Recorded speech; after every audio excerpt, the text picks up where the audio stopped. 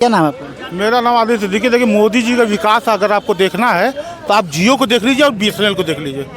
BSNL इस देश की कंपनी है और जियो एक आदमी की कंपनी है। सही कह रहे हैं। जियो कहाँ पहुँच गया, मोदी जी जियो को प्रचार करते हैं और BSNL कहाँ है, आपको समझ में आ जाएगा कि देश का हालात क्या है। प्रधानमंत्री ने सरकारी संस्थाओं को कहाँ पहुँचा दिया। सिद्दीकी जी, मोदी तो 400 प्लस वादा कर रहे हैं, 400 पार चले जाएंगे इस बार हम। 400 पार नहीं, सरहद पार जाएंगे।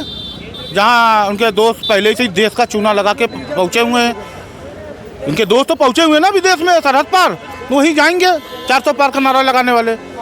क्योंकि देश की जनता इस बार खुद चुनाव लड़ रही है। इस देश का ना कोई पॉलिटिकल पार्टी बीजेपी के खिलाफ लड़ रहा है, ना इस देश का कोई कैंडिडेट लड़ रहा है। जनता खुद लड़ रही है, क्योंकि जनता इतनी परेशान हो चुकी है इस सरकार से कि खुद लड़ रही है चुनाव।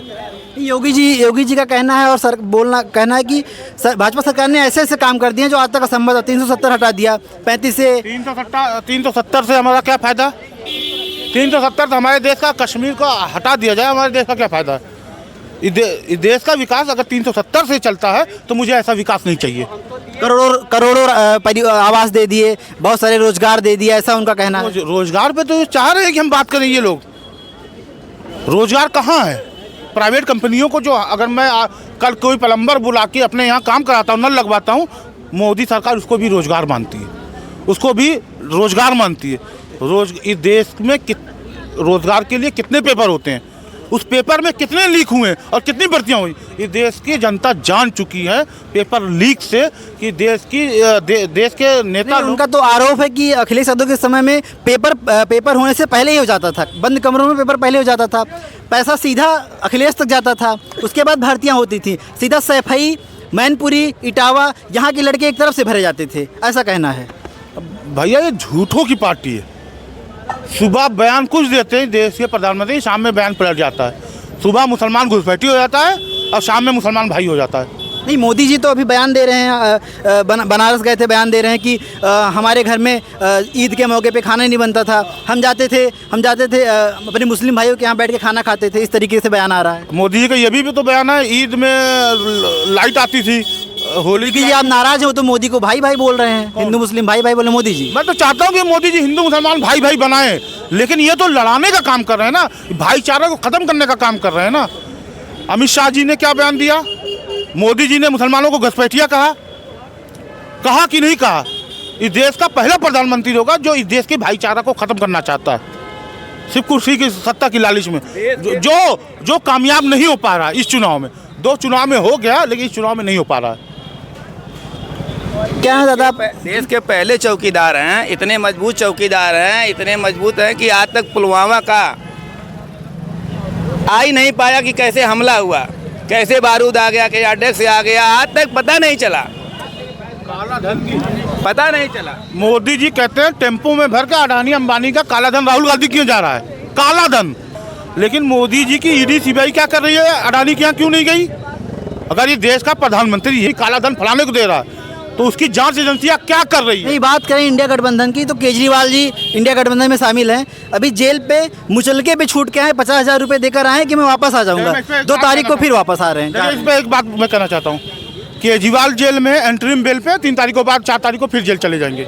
उमर खालिद जेल में है और इमरान सैफी जेल में है। न जाने कितने इस देश के एक्टिविस्ट जो इस देश को जोड़ना चाहते थे वो जेल में है। एंट्रीम बेल किसको मिली, रवन्ना को। रवन्ना बाहर जमानत पे है, और जमानत किसको मिली, जो बलात्कारी है। राम रहीम को क्यों हर 6 महीने में बेल मिल जाती है, क्योंकि देश के प्रधानमंत्री के प्रिय हैं। रवन्ना को बेल मिल गई, रवन्ना को बेल मिली है और केजरीवाल को बेल नहीं मिली। 4 तारीख बाद फिर जेल जाना है। फर्क समझिए आप। एक रेप का आरोपी जो 3000 उसका क्या वीडियो वायरल हो रहा है। नहीं, भाजपा तो कह रही 100 करोड़ केजरीवाल ने जेब में रख लिया है। ईडी दौड़ के उनके पास जा रही थी, भगते हुए फिर रहे थे, कभी विपස්සना जा रहे हैं, कभी कहीं जा रहे हैं, बहाने बता रहे हैं, उसके बाद ईडी उनको उठा लेती है। मोदी जी ने 3 दिन पहले कहा था, 3 दिन मतलब जब क्या नाम है, महाराष्ट्र में अजीत पवार जी बीजेपी ज्वाइन करने से पहले 3 दिन पहले कहा था ये पता नहीं कितने 1000 करोड़ के आरोपी हैं, ये जेल में चक्की पीसिंग कर रहे थे। 3 दिन बाद भारतीय जनता पार्टी की वॉशिंग मशीन में धुलकर साफ सुथरे हो गए। ये मोदी जी बात करेंगे कि फलाने के पास ब्लैक मनी है।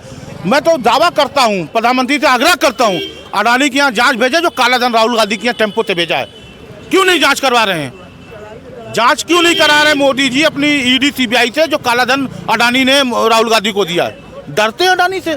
या ये तो देश का प्रधानमंत्री, जनता आम तौर पर गांव में कहते हैं कि देश का प्रधानमंत्री मोदी जी नहीं अडानी जी हैं।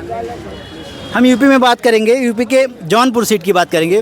धनंजय सिंह अभी जेल जाते हैं, जेल से छूट के आते हैं। भाजपा उनकी पत्नी को अपना बसपा उनकी पत्नी को अपना उम्मीदवार बनाती है, उसके बाद टिकट वापस ले लेती है। उसके बाद अभी एक दो दिन पहले धनंजय सिंह खुद भाजपा के फेवर में आके मंच से बोल रहे हैं कि आप सभी लोग भाजपा को वोट दीजिए। रुपए का इनामी धनंजय सिंह पिछले 3 साल से है, लेकिन महेश का उद्घाटन करता है, हर जगह जाता है धनंजय सिंह, कोई गिरफ्तारी नहीं होती। जिस दिन भाजपा तो कह रही है अखिलेश के समय में आजम भी घूम रहे थे। आजम खान कौन से क्रिमिनल है भाई? बुलडोजर तो उनके यूनिवर्सिटी पे चल रहा है, भैंस तो उनकी पुलिस ढूंढ रही थी। यूनिवर्सिटी पे बुलडोजर इसलिए चल रहा है, भारतीय जनता पार्टी चाहती है कि इस देश का नागरिक जो है वो जाहिल रहे, तभी ये आरएसएस और भारतीय जनता पार्टी का डंडा लेके दौड़ेगा। अगर पढ़ लिख जाएगा तो ये डंडा झंडा ढोने का काम छोड़ देगा, इसीलिए यूनिवर्सिटियों पे बुलडोजर चल रहा है। क्या जरूरत?